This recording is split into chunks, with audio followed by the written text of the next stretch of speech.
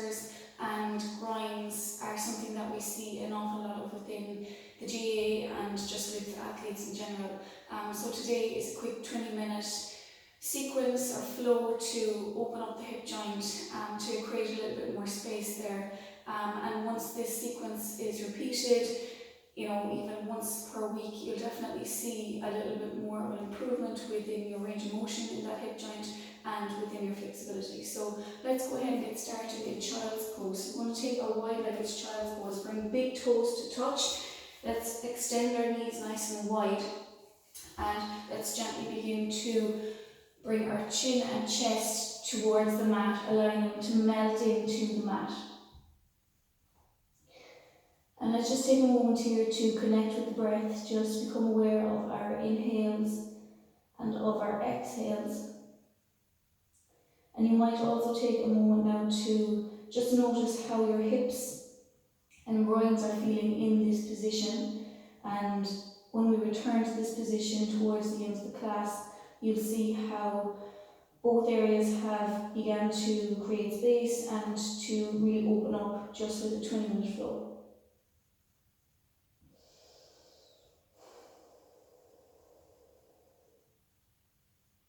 So closing up the mouth now and taking those inhales and exhales in and out through the nose.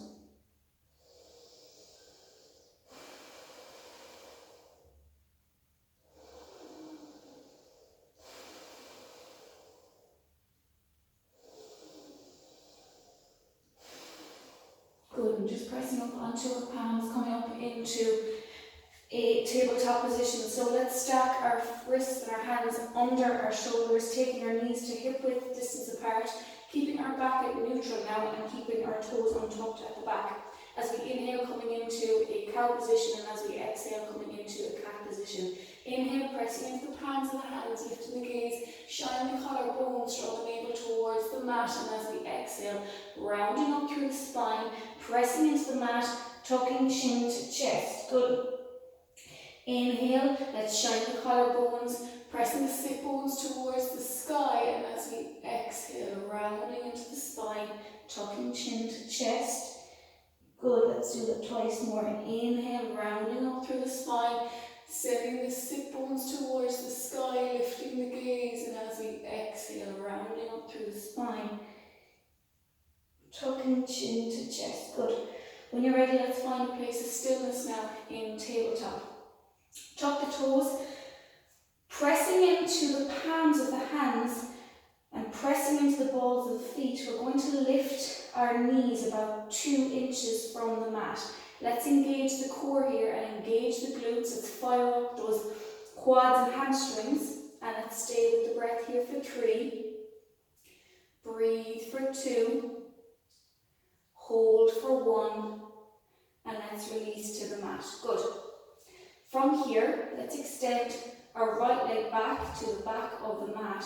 As we inhale, let's extend it out to the right side, and as we exhale, bringing it back to center. Good, 4 more. Inhale and exhale. Keeping the toes flexed now, so pointing the toes back towards the shins. Good, for 3. Keep the core engaged for 2. And the same with the glutes, keep them nice and tight for 1. Good. When we're ready, let's keep the leg here and let's pulse for 10, 9, 8, 7, 6, 5, 4, 3, 2, 1. Good. Let's lift the leg up high at the back, keeping the toes flexed. And when you're ready, let's bring our right foot to plant to the outside of our right hand. So, untuck the left toes at the back, and here we are in a variation of lizard lunge. So, we have our back knee firmly on the mat, our toes untucked, and you'll see that you have, just in this position alone, a really, really good stretch on your right groin area. If you're finding it a little bit difficult, then come back a little bit out of the stretch. So, pressing forward for more of a stretch, coming back a little bit if you're finding that it's quite tight in the groin area. Now, as we begin to open the groin a little bit further, we're going to just gently begin rock the torso back and forward, bending into that right knee as we rock forward and taking a bend out of the right knee as we come backwards. Good. So do this nice and gently now. We're just beginning to create a little bit more space and open the hip joint. Good. And when you're ready, just find a place of stillness with a generous bend into the front knee. Let's extend the right arm out in front, and when you're ready, let's take the right hand to the inside of the right knee and gently press your right palm against your knee. Again, opening up the groin a little further and only go as far as is comfortable for you today. Stay with the breath in through the nose and out through the nose. Good. Let's plant the right palm, extend the right leg back up and bring the right knee down to the mat. Good. Take a moment to find your balance here. Once again, our fingers are nice and extended out wide, our hands are stacked underneath our shoulders and our knees are hip width distance apart. Inhale, extend the right leg, left leg back towards the back of the mat. Good, and as you exhale, bring it out to the side, keeping the toes flexed. Good. Let's do that 4 more times. Keeping the glutes engaged, keeping the hamstrings and quads engaged, and keep the core engaged. Good. For 3, for 2, and for 1. Good. Let's hold it here and let's pulse for 10, 9, 8, 7, 6, 5, 4, 3, 2, 1. Good. Let's extend the left leg back up high to the sky, and when you're ready, step that foot through to the outside of the left hand. Good. So just see how this feels for you for a second. Again, our right knee is firmly on the mat and our right toes are untouched. Good, okay. So again, if this is a little bit too difficult, we come out of the bend in the left knee a little, or if we'd like to find a greater stretch, we press into that left knee. You decide what is good for you in your practice today, okay? So, pressing into that left knee, again, option to come out of it a small little bit. So again, to warm up the left groin, create a little bit more space, let's begin to rock the torso back and forward, using that back knee as a lever to guide the torso forward and backwards. Good, stay with the breath in through the nose and out through the nose.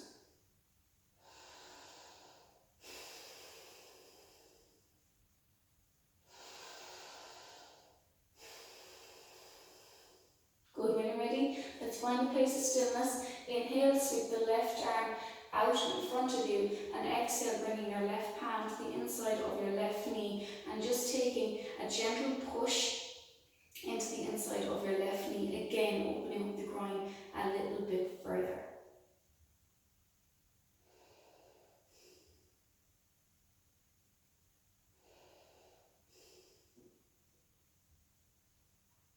Good.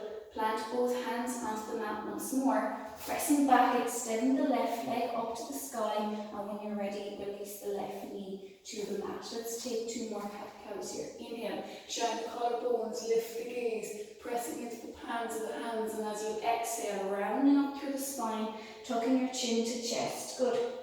Inhale, shine the collarbones and lift the gaze. Exhale, tucking chin to chest. Good.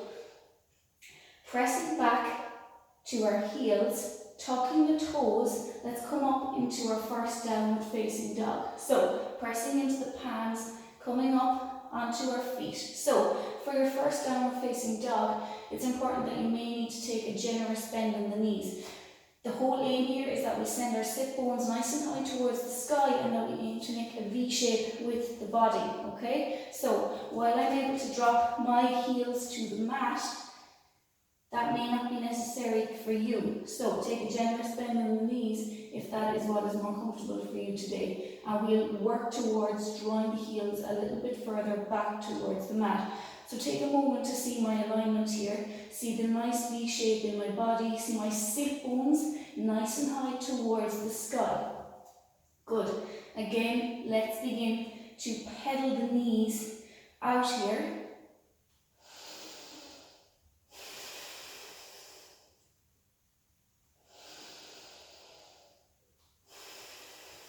Good. Inhale, sweep the right leg up towards the sky, balancing on that left foot, equalizing the weight out between all 3 points on the mat now. And when you're ready, let's turn your right toes to the left side of the room. Take your gaze to the right side of the room, pointing the toes, and we're really beginning to open up the right hip flexor here.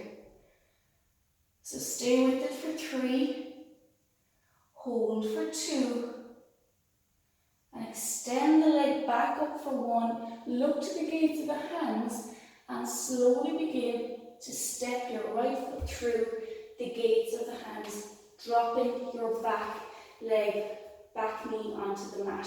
We're now in a runner's lunge. You'll see that I'm up on my fingertips. Option to come down to your palms here if it's within your practice, or option just to stay like so. Option to bring hands to hips.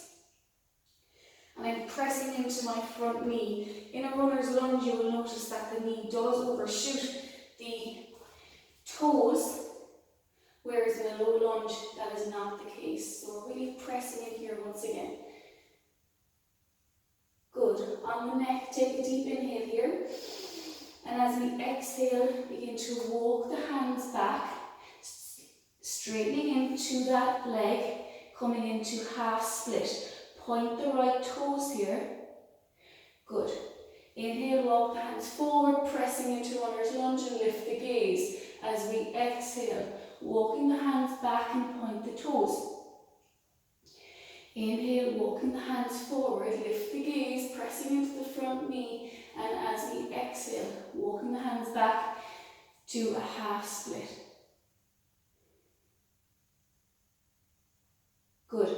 When you're ready now, take both hands to the left-hand side of your right foot and extend the right leg out to the right side, just taking a generous stretch here into the right groin once again. Option to come up, bringing your torso straight and lengthening into the spine, or option to keep a flat back like so. Good. When you're ready, let's bring our right knee into the mat once more, pressing back onto our sit bones, tucking the toes, and pressing up into our downward facing dog once again. Let's find our alignment here. So our feet are hip width distance apart, our hands are pressed into the mat at shoulder width distance apart. Sending my sit bones towards the sky. Take a moment to pedal out here if you need to. Again, keep a generous bend in the knees if you need to, and it's absolutely okay if your heels are off the mat. Our aim is to send our sit bones towards the sky. Inhale, sweep the left leg up towards the sky, and when you're ready, let's turn our left foot to point towards the right side of the room, extending our gaze to the left side. Good. Stay with it for 3. Breathe for 2. And extend the left leg back for 1. And slowly look to the gates and begin to curl the foot through, coming up into our runner's lunge, dropping the back knee, untuck the back toes. Good. So again, option to stay on fingertips, just to bring hands off the mat, or option to press into our palms here. And we're really pressing into our left knee now, opening up the hip and the groin area, lifting the gaze. When you're ready, take a deep inhale here, and as you exhale, begin to walk the palms back, straightening into that left foot, pointing the toes into half split. Good. Inhale to come forward. Exhale, walking the hands back, pointing the toes. Inhale to come forward. Exhale, walk the hands back, point the toes. Good. Bring your left hand to the right side of your left foot and extend that left foot out to the side, rounding down through the outer corners the outer edges of the foot.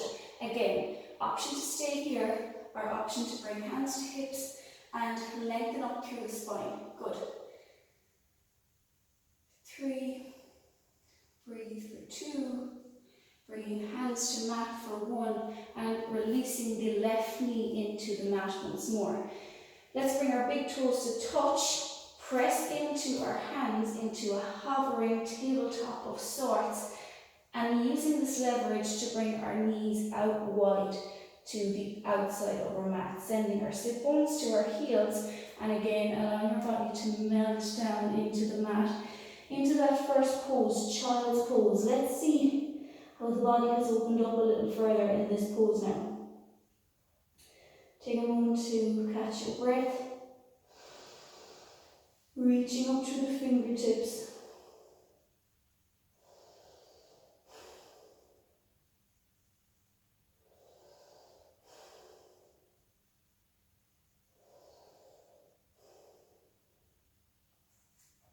Good. Look to the gates of the hands, pressing up into the hands, tuck the toes, coming up into downward facing dog. One last time. Inhale, sweep the right leg up towards the sky. Exhale, bringing your right foot through, bringing the outer edge of your right foot to the left edge of your mat and allowing your right knee to fall outwards. So we are trying to align our right shin and square it to the top of our mat here in Pigeon Pose with our left leg sweeping straight behind. So this may be absolutely enough for some of you, or for some of you, you may want to bring forearms to the mat. Allow your body just to fall down into the mat, to really melt in towards it. This pose alone is amazing for opening up your hip joint and your hip flexor, and it can be so beneficial to literally just stay in this pose for perhaps 5 minutes on either side. If you were to do that every morning, you would open up your hips so much. So it's an amazing stretch. Stay here for 3, hold for 2, 1. Let's tuck the back toes, walk the hands back in, press into the palms of the hands, extend the right leg back up to the sky, release right foot to the mat. Inhale, sweep the left leg up towards the sky. Exhale, look to the gates of the hands, bringing the left foot through, squaring the left shin to the top of the mat, untuck the right toes at the back, and allowing your body to melt down into the mat. Option to come to your forearms, perhaps this is enough for you today, or option just to walk your hands out a little further.